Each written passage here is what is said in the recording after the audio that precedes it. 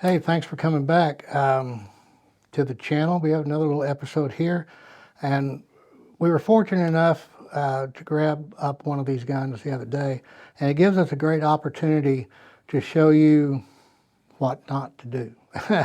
And I say that about halfway in jest because there's issues with this gun for sure.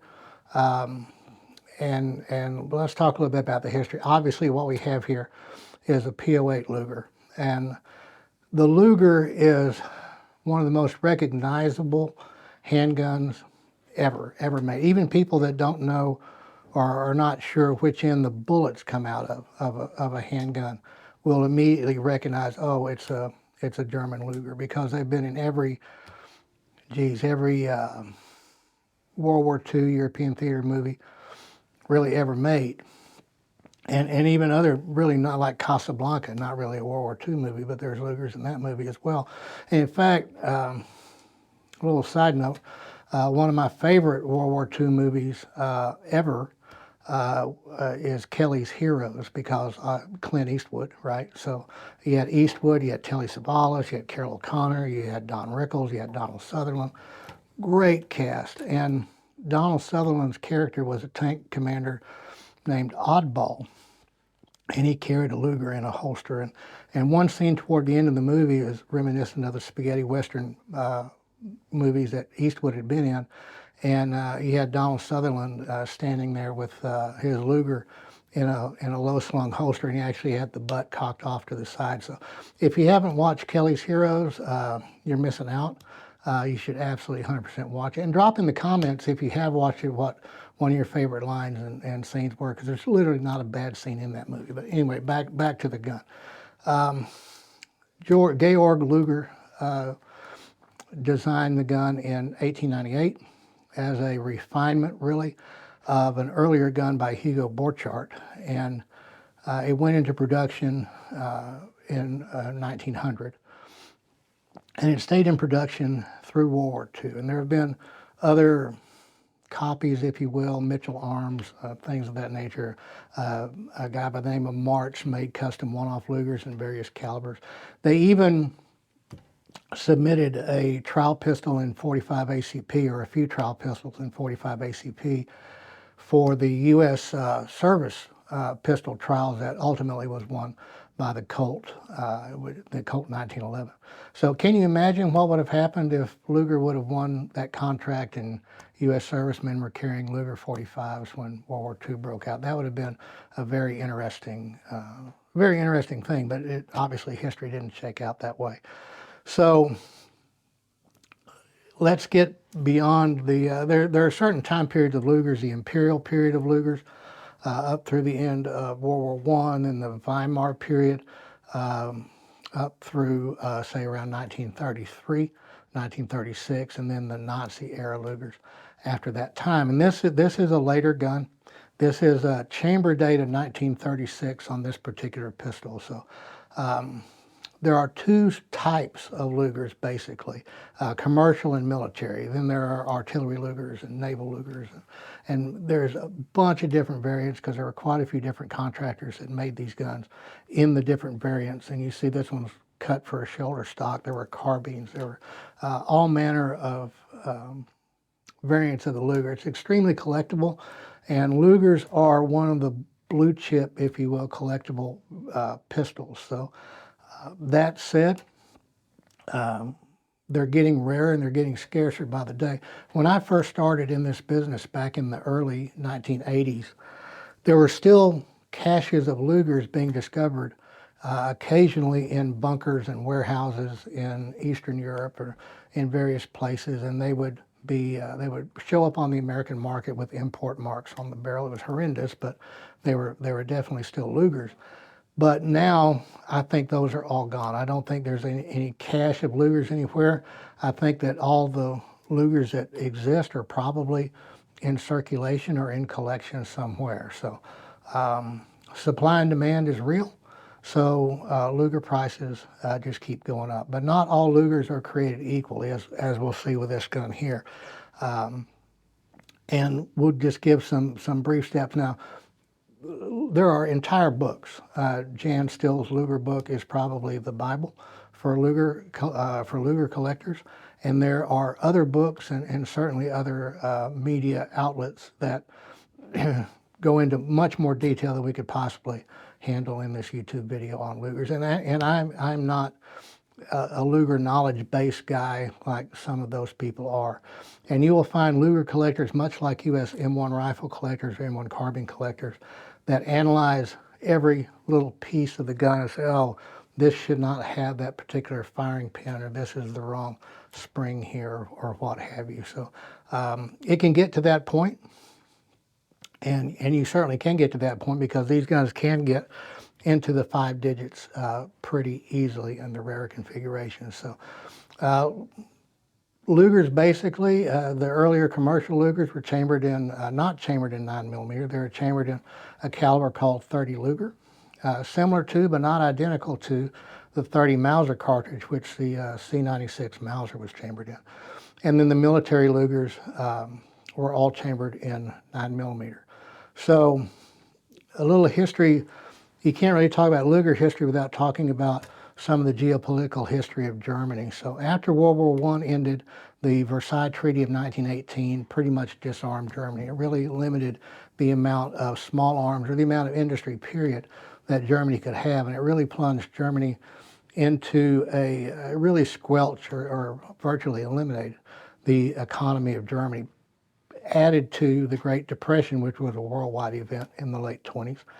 And things were pretty bleak. So almost immediately after the Versailles Treaty was signed, Germany began to ignore it. And they had to keep arms production on kind of the quiet side, or kind of the hidden side. So they developed all type of different codes, and they primarily used date codes, starting with the letter G, for instance, to hide when a gun was made, in an attempt to say, oh, well, this gun, you know, we're not violating Versailles Treaty with this gun. This was made before, but in reality it wasn't. So, and they kind of piddled along with that. And the Mauser factory was one of the primary arms factories in Germany. They were producing guns that were exported around the world to South America, Central America. And they were also producing the P-08 pistol. And in 1933, a syphilitic, methamphetamine-addicted sociopath really took the reins in Germany and just basically finished off ignoring the Versailles Treaty completely. And in 1936, even completely trashed it. German troops occupied the Rhineland, put armed German military on the border of France. And the French and the other countries were saying, yeah, what's going on here? And the countries were saying, you know, it's nothing to see here, don't worry about it. Everybody had disarmed and the Germans didn't. And you know, then obviously 1939 occurred, and then it was off to the races again. So by 1936, Germany had stopped using date codes, and they were just putting the dates on the chamber. So this gun is a 1936 chamber date, and you can find, typically, you can find the maker's code on the toggle. Now, prior to back when they were commercial Lugers and things of that, I mean, you'd see DWM, you'd see Erfurt, you'd see plain text on here as to who had made the firearm. But this S42 is a code that designated the Mauser factory. And after 1936, once we get into 1937 later, the S was dropped. My understanding is that was supposed to mean Simpson. Simpson and Sewell were one of the factories that were allowed to make small arms. So even though this wasn't made by Simpson and Sewell, they put that code on there to try to hide, to be a little sneaky about it. But this is the Mauser code. So at first glance, you would look and see, oh, okay, wow, a 1936 chamber dated S42 Luger 9mm 4-inch standard vanilla Luger gun. And yeah, kind of, but not really. So Germans being Germans, just about every piece on this gun is numbered. So you have the serial number Let's clear this gun here real quick. Notice the toggle does lock back on an empty magazine, and it stays locked back.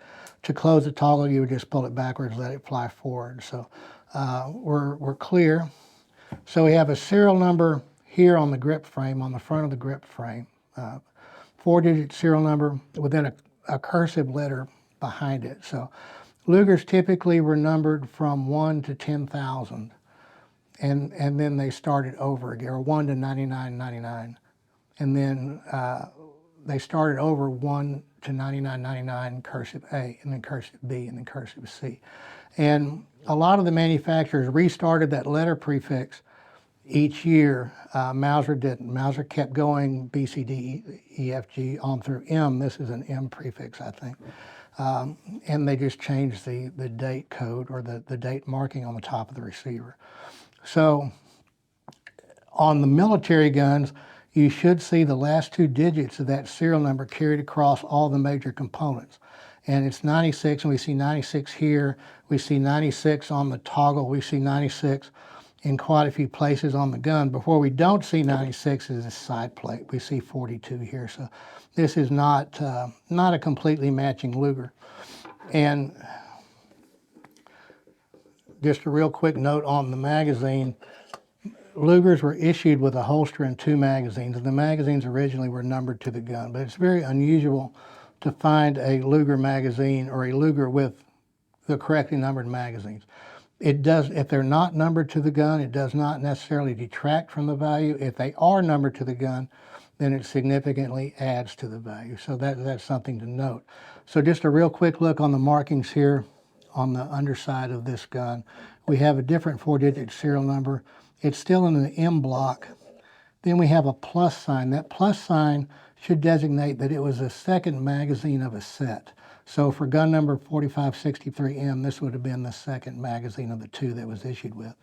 And then below that, it's going to be very hard to see, but that's called a Reichsadler, or the Eagle, Reichs Eagle, with the number 63 below it. And that's an inspector's mark, an acceptance mark for the Wehrmacht, or the German army. And you typically would see that on a magazine that come with a Mauser pistol. So, so the magazine obviously doesn't match the gun, but it is a real magazine, so that's helpful. So, looking at the gun further, what would be correct on a 36 chamber date gun would be this gesichert marking, German for safe, here on the safety. And also, if you reach in and pull this extractor up, it becomes a loaded chamber indicator when the gun is loaded, and it says geladen for loaded there on the side. That's all correct. That's all good. That works. Even the firing pins on these things are numbered, although it's not unusual to find a replacement unnumbered firing pin that was replaced during a repair setting. So what is problematic on this gun is these markings here. So these acceptance marks for a 36 chamber date Mauser should be that Reichsadler over 63. But we have a very different marking here, and I'll try to, I don't know how to do it, but I'll try to get one of the YouTube pros that we have do it for me. I've got some close-up pictures of these marks, and we'll try to put that in an inset on this video to show you what we're talking about. But this marking here is a Reichsadler with a circle inside of it with an L in that circle over the number 2. And that is a Luftwaffe acceptance mark, German Air Force acceptance mark. And you'd think, oh, wow, pretty cool. That's got to be more scarce than the other guns, so it's got to be worth money. Well, the problem is the Luftwaffe in 1936 did not procure their guns from Mauser. They procured their guns from another company called Krieghoff. So now we have a problem. We have a mismatch in what is almost certainly a 1936 Krieghoff receiver with Mauser parts fitted into it. And then when we look at the font, if you notice when I pull the toggle back, the entire receiver moved backwards. That's part of how the Luger operates. When you fire it, the upper receiver goes backward into the gun and then moves forward when the toggle closes. But let me close the toggle here. And if we see the font here, that's not correct. This font is not correct. So this is my biggest suspicion that shenanigans have occurred with this gun. It's been force matched to this number here. So that's not good. So we're getting less collectible by the second when we're talking about this particular pistol. So another issue we have is the type of finish. So in 1936, Mauser was still rust bluing Lugers, or P08s. They were still, the official designation is P08. They were still rust bluing these pistols, and the small parts would have been what's called this part, would have been straw colored, which is a pale yellowish color, and that is produced by polishing the part and then heating it until it takes on that color. So Mauser, I don't know that they actually are the ones that started salt bluing, but they're certainly one of the very first companies in the world that started using the hot salt caustic bluing process, dip tank process. And that started, it's pretty well figured that that started in 1937. So around by mid-1937, the straw parts went away and they were all blued. But this, with this 36 chamber date, if this was a true 36 pistol, then we should see straw in these parts. So that would indicate that either the parts have been replaced or the parts have been refinished. Now, we're numbered correctly on the takedown lever, so we don't believe that's been replaced. So let's field strip the gun real quick and take a look at some of the stuff on the inside that shows us a little bit more about what's going on with this pistol. So to field strip the little Luger, the easiest way, we'll run an empty magazine back in the gun. We'll lock the toggle back, and by doing that, we move the receiver back on the grip frame far enough that we can rotate this takedown lever down, remove the magazine back out of the way, and then when we close the toggle, it's going to free the side plate to come off the side, and then the receiver will come off the grip frame. So on the salt blued Lugers 36 and before, typically we'll see a lot of in the white here, and it really shouldn't be blued. So indicative that this is at least a refinished gun, if not a later grip frame. But the bottom line is it's not correct. So we could take the gun apart further, but what we can see now that we've removed the side plate is we see that the trigger is also numbered to the grip frame. So we believe that this unit is probably all original to itself. The grips on the inside, some Mauser numbered some grips, didn't number other grips. So having the it's like the magazine. Having the grips numbered to the gun is a plus. If they're not numbered to the gun, as long as they're correct, it's not a huge minus to the gun. There's plenty of other minuses to the gun, however, and the biggest minus is we have basically what we would consider a Frankenluger that was put together from a number, at least 2 different guns, if not 3, when we look at the different number here on the side plate. So one other quick note, this causes some confusion. On the bottom of this barrel, there is an 8.82 marked on these guns. That is the diameter across the lands of a 9mm.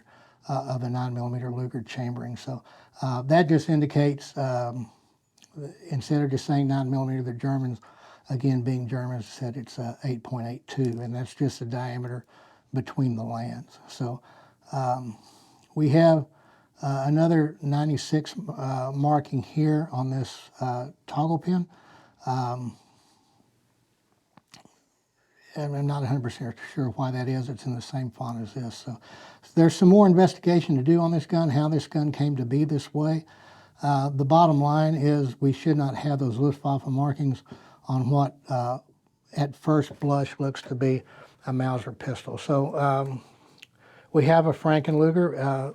This would not be a extremely collectible Luger.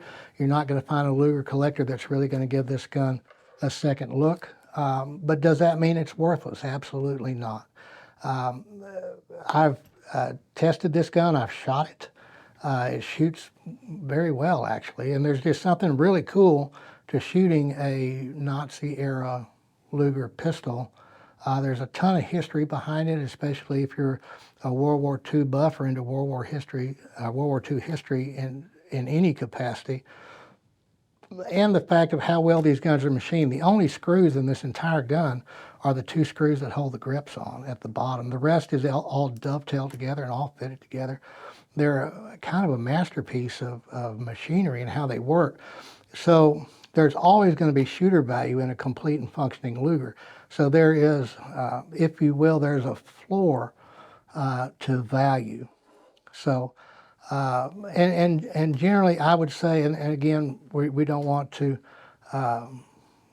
do any kind of community guideline violation. So I would estimate a gun of this nature to be worth in the $600 to $800 range.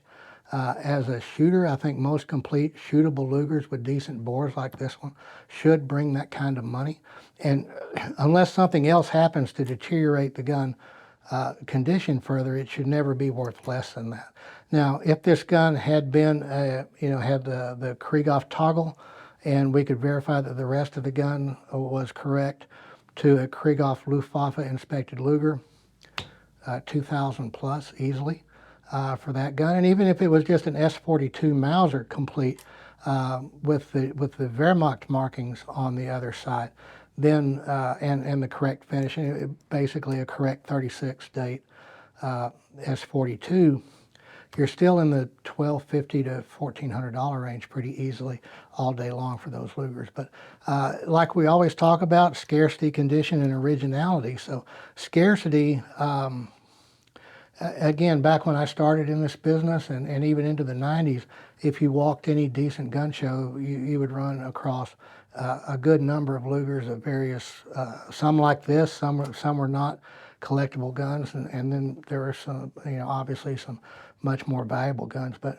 nowadays we'll see probably 3 or maybe 4 Lugers a year come through our store, and we're a busy store, so we'll only see a couple in the course of a year. So they're getting more scarce as they get either squirreled away into collections or as attrition happens. So about the only time one surfaces is a collector, something happens and they sell either an estate or a collection gets sold.